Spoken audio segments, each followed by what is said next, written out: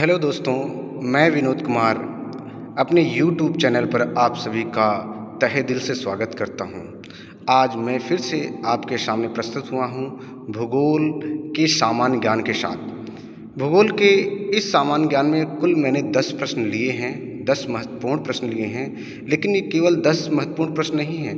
इनमें कम से कम 20 से 25 प्रश्नों का और उत्तर भी निहित है, जिसको मैं व्याख्यान के समय आपको बताता चलूँगा और इसमें आपको 20 से 25 प्रश्नों का उत्तर मिलेगा। तो शुरुआत करते हैं पहले प्रश्न के साथ। इसमें जो दिया गया है, कौन सा ग्रह सबसे कम समय में सूर्य का चक्कर लगाता है? तो देखिए, इसमें पहला ऑप्शन जो है वह है शुक्र, बुध और शनि। 4 ऑप्शन हैं, शुक्र, बुध और शनि। तो सबसे कम समय में जो चक्कर लगाता है पृथ्वी का, वह है आपका बुध ग्रह। कौन सा है? वह आपका बुध ग्रह। कारण क्या है? क्योंकि बुध ग्रह सूर्य के सबसे नज़दीक ग्रहों में से एक है। सबसे नज़दीक ग्रह बुध है, फिर शुक्र, फिर पृथ्वी, फिर मंगल, ऐसे करके एक एक ग्रह सूर्य से दूरी में स्थित हैं। जो नज़दीक रहेगा वो सबसे कम समय में चक्कर लगाएगा। यह इसका तर्क है। इस तरह पहले प्रश्न का उत्तर क्या हो जाता है? बुध। तो दूसरे प्रश्न की तरफ चलते हैं। दूसरा प्रश्न क्या है, इसमें देखते हैं। दूसरा प्रश्न है, सी ऑफ ट्रैंक्विलिटी कहाँ स्थित है? सी ऑफ ट्रैंक्विलिटी कहाँ स्थित है? वेरी इंपॉर्टेंट क्वेश्चन है ये आपका। देखते हैं इसमें उत्तर कौन सा सही होता है। पहला उत्तर है पृथ्वी पर स्थित है, दूसरा उत्तर है मंगल पर स्थित है, तीसरा उत्तर है बृहस्पति पर और चौथा उत्तर है चंद्रमा पर। तो कौन सा उत्तर इसमें सही होगा यह देखना है। तो इसका उत्तर जो है चंद्रमा, सी ऑफ ट्रैंक्विलिटी किस पर स्थित है? चंद्रमा पर स्थित है। तो इस तरह हम यह उत्तर मिल जाता है। अब सी ऑफ ट्रैंक्विलिटी क्या है? क्या जब पहली बार नील आर्मस्ट्रॉन्ग ने 1969 को अपोलो 11 यान के साथ चंद्रमा पर कदम रखा था, तो उनके कदम रखने के उस स्थान को सी ऑफ ट्रैंक्विलिटी कहा जाता है। तो चंद्रमा इसका उत्तर हो जाता है। तो जब भी कोई प्रश्न पूछे सी ऑफ ट्रैंक्विलिटी स्थान पर रखने वाला कौन व्यक्ति है, तो नील आर्मस्ट्रॉन्ग हो जाएगा। और यह स्थान कहाँ है? तो चंद्रमा हो जाएगा। तो अगला प्रश्न देख लेते हैं इसी के साथ। ग्लोब पर अक्षांश रेखाओं की संख्या कितनी है? ग्लोब पर अक्षांश रेखाओं की संख्या कितनी है? इस प्रश्न का उत्तर देखते हैं क्या है। तो पहला ऑप्शन है 181 है, दूसरा ऑप्शन है 180 और तीसरा ऑप्शन है 360 और चौथा ऑप्शन आपका है 90। तो इन चारों ऑप्शनों में उत्तर जो सही है कुल मिलाकर वह 181।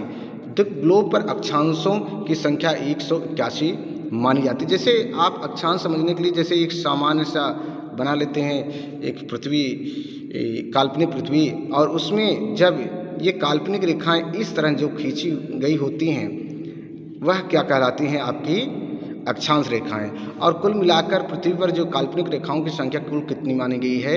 अक्षांश रेखाओं की संख्या 181 मानी गई है। अगला प्रश्न देखते हैं। अब चौथा प्रश्न जो है, माउंट एल्बर्ट किस पर्वत श्रेणी की सर्वोच्च चोटी मानी जाती है?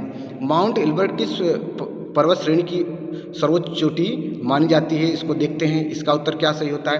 पहला ऑप्शन है ग्रेट डिवाइडिंग रेंज का, जो कि ऑस्ट्रेलिया में है। हिमालय, जो कि अगर मुख्य हिमालय की बात की जाए तो नेपाल और भारत की सीमा पर है। एंडीज पर्वत, उत्तरी अमेरिका और रॉकीज। तो इस तरह से मतलब 4 पर्वतों के नाम दिए गए हैं। अब देखते हैं कि कौन से पर्वत श्रेणी पर माउंट एल्बर्ट पर्वत श्रेणी की चोटी है। तो एक एक पर्वत श्रेणी की चर्चा करेंगे और उनके मतलब एवरेज चोटी के नाम लेंगे या सर्वोच्च चोटी उसकी बताएंगे। ग्रेट डिवाइडिंग पर्वत की सबसे सर्वोच्च चोटी है माउंट कोस्कोजो है। और हिमालय की तो आप जानते हैं कि हिमालय की क्या है? माउंट एवरेस्ट है। और एंडीज की है अकोंकागुआ, एंडीज पर्वत श्रेणी की उच्च चोटी एकांकागुआ है। और रॉकीज का माउंट एल्बर्ट है। यही उत्तर हमारा सही हो जाता है। रॉकीज पर्वत पर जो सर्वोच्च चोटी है उसका नाम क्या है? Mount Elbert. तो आगे देखते हैं। इस तरह हमने देखा कि महत्वपूर्ण प्रश्न उत्तर को देख रहे हैं और सब में कुछ न कुछ अलग से उत्तर भी समाया हुआ है। अब इस प्रश्न का उत्तर देखते हैं कि 8 डिग्री चैनल किसको अलग करता है? 8 डिग्री चैनल किनके बीच खींचा गया है काल्पनिक रेखा, वो देख लेते हैं। भारत श्रीलंका के बीच, मालदीव मिनिकॉय के बीच, मिनिकॉय लक्षद्वीप के बीच, अंडमान निकोबार म्यांमार के बीच। तो एक एक करके हम इनके बीच खींची गई रेखाओं का वर्णन करते हैं। श्रीलंका और भारत के बीच पाक जलडमरू एक काल्पनिक रेखा खींची गई है। पाक जलडमरू काल्पनिक रेखा श्रीलंका और भारत के बीच खींची गई है। अब देखते हैं लक्षद्वीप और मिनिकॉय के बीच 9 डिग्री, लक्षद्वीप और मिनिकॉय और लक्षद्वीप के बीच कितनी डिग्री की रेखा खींची गई है? 9 डिग्री की रेखा खींची गई है। अंडमान निकोबार और म्यांमार के बीच क्या है? कोको द्वीप, एक कोको नाम का द्वीप है, इन दोनों को अलग करता है। कोको नाम का एक द्वीप है जो इन दोनों को अलग करता है। अब उत्तर हमारा जो मिलता है मालदीव और मिनिकॉय को 8 डिग्री चैनल द्वारा अलग किया जाता है। वैसे अगर प्रश्न में अगर इस तरह भी प्रश्न आ सकता है कि भारत और मालदीव को अलग करने वाली डिग्री चैनल बताइए, तो 8 डिग्री चैनल ही कहा जाता है। प्रश्न बहुत महत्वपूर्ण है, हर प्रश्नों का उत्तर ध्यान से देखते चलिए, कोई समस्या नहीं होगी। आगे लिखा है, अगला प्रश्न है, कश्मीर को शेष भारत से जोड़ने वाला दर्रा कौन सा है? तो भारत में कई ऐसे दर्रे हैं जो किसी न किसी प्रकार से किसी न किसी को जोड़ते हैं। तो उसमें पहला है बनिहाल दर्रा, दूसरा उत्तर है जोजिला, तीसरा है लिपू लेक और चौथा है बोलन। तो इसका उत्तर है बनिहाल दर्रा। बनिहाल दर्रा कश्मीर को शेष भारत से जोड़ता है। इसी बनिहाल दर्रे के अंतर्गत जवाहर सुरंग है और जवाहर सुरंग से होते हुए शेष भारत को कश्मीर से जोड़ा जाता है। वेरी इंपॉर्टेंट, कभी कभी पूछ लेता है किस दर्रे के पास जवाहर सुरंग है, तो आपका बनिहाल दर्रा ही उत्तर में आएगा। अब देखते हैं, बहुत महत्वपूर्ण प्रश्न ये भी है कि अरब सागर में गिरने वाली नदी कौन सी है?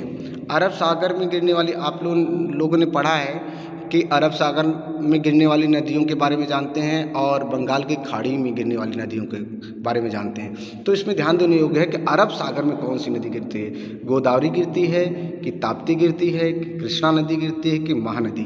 तो इसका उत्तर जो सही होता है कि ताप्ती नदी जो है वह अरब सागर में गिरती है। बाकी गोदावरी की बात की जाए तो ये बंगाल की खाड़ी में गिरेगी, कृष्णा की बात की जाए तो बंगाल की खाड़ी में, और महानदी की बात की जाए तो ये भी बंगाल की खाड़ी में ही गिरते हैं। आगे प्रश्न देखते हैं। 8वां प्रश्न जो है, भारत में उष्णकटिबंधीय सदाबहार वन कहाँ पाए जाते हैं? भारत में उष्णकटिबंधीय सदाबहार वन कहाँ पाए जाते हैं? तो इसका उत्तर देखिए, पहला देखते हैं आंध्र प्रदेश में पाया जाता है कि मध्य प्रदेश में कि केरल में कि उड़ीसा में। तो इसका उत्तर मिलता है कि जो उष्णकटिबंधीय सदाबहार वन हैं वह केरल राज्य में पाए जाते हैं। तो इस प्रश्न का उत्तर मिल जाता है 8वें का। अब 9वां प्रश्न बहुत इम्पॉर्टेंट है, इससे संबंधित कुछ और जानकारियाँ हम देने वाले हैं आपको। देखिए, काली मिट्टी किस फसल के सर्वाधिक उपयुक्त है? किस फसल के लिए काली मिट्टी सर्वाधिक उपयुक्त है? मक्का के लिए कि खरबूजे के लिए कि चावल के लिए कि कपास के लिए? तो देखिए, काली मिट्टी को एक और नाम से जाना जाता है रेगूर मिट्टी, रेगूर मिट्टी के नाम से जाना जाता है, और इसे काली कपास के भी नाम से जानते हैं। मतलब काली मिट्टी के नाम 2 और हैं, रेगूर और काली कपास के नाम से जाने जाते हैं। तो इसका उत्तर हमें अपने आसानी से मिल जाता है कि काली मिट्टी सबसे अधिक उपयुक्त किसके लिए है? कपास के लिए। मक्का जो है, मक्का मुख्य रूप से दोमट और बलुई मिट्टी में पाया जाता है, और चावल जो है आपका मुख्य रूप से जलोढ़ मिट्टी में पाया जाता है। जलोढ़ मिट्टी में सबसे अधिक चावल और गेहूं पैदा किया जाता है। तो इस तरह हमारा जो उत्तर है वह कपास हो जाता है। यहाँ पर अंतिम प्रश्न जो है वह भी बहुत ही इम्पॉर्टेंट है, बहुत बार परीक्षा में पूछा जाता है। तो देख लेते हैं क्या है प्रश्न। घाना पक्षी विहार कहाँ स्थित है? भरतपुर में, जोहरहाट में, सवाई माधोपुर में या शिवपुरी में? तो इस प्रश्न का उत्तर हो जाता है राजस्थान के भरतपुर जिले में घाना पक्षी विहार पाया जाता है। इस तरह मैंने आपको 10 महत्वपूर्ण भूगोल से संबंधित प्रश्न दिए हैं। यदि आपको यह प्रश्न सभी आपकी परीक्षा के दृष्टिकोण से अच्छे लगे हों तो एक लाइक और शेयर और कमेंट ज़रूर करिएगा, जिससे मुझे एक एनर्जी मिलेगी और अच्छे से अच्छा वीडियो में बनाकर आपके सामने लेकर आऊँगा।